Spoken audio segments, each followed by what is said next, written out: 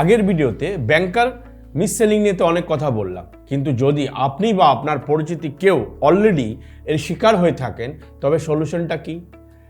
Bank আপনার কথা শুনছে না, ব্যাংকের কাছে বারবার গিয়েও আপনার প্রবলেম সলভ হচ্ছে না, ব্যাংক আপনার কথাকে ইগনোর করছে।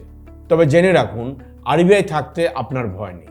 আজকের ভিডিওতে কিছু স্টেপস শেয়ার করছি, আর সেটাকে ফলো করলে যে কোনো ব্যাংক, এনবিএফসি বা ক্রেডিট কোম্পানির বিরুদ্ধে আপনি অ্যাকশন নিতে পারবেন। ভিডিও শেষ পর্যন্ত দেখতে হবে, না হলে প্রবলেম সলভ হবে না।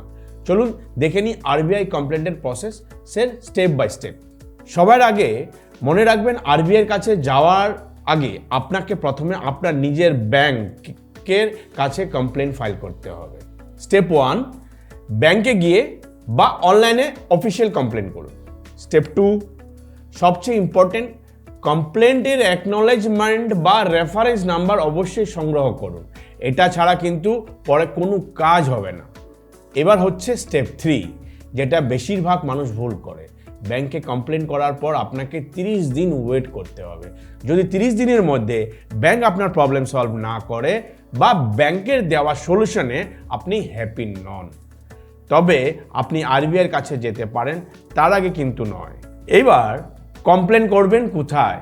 খুব ইজি, আরবিআইয়ের অফিসিয়াল সিএমএস পোর্টাল মানে cms.rbi.org.in এ গিয়ে অনলাইনে কমপ্লেন ফাইল করা যায়।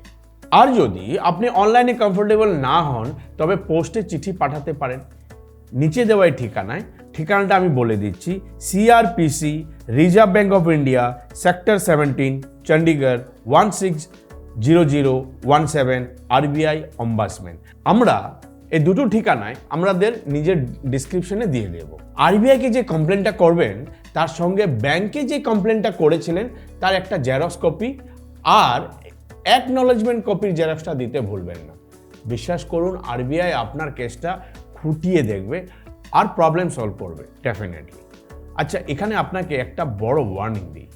আপনি যদি প্রথমে ব্যাংকে কমপ্লেন না করে ডিরেক্টলি আরবিআই অম্বাসম্যানে চলে যান তবে কিন্তু আপনার কমপ্লেন রিজেক্ট বা বাতিল হয়ে যেতে পারে। সো আগে ব্যাংক, তারপর আরবিআই। তাই সচেতন থাকুন, ব্যাংকের মিসসেলিং বা কোনো ফ্রডের শিকার হলে চুপ থাকবেন না। এই ভিডিওতে শেয়ার করুন তাদের সাথে যারা ব্যাংকের প্রবলেম নিয়ে ভুগছে।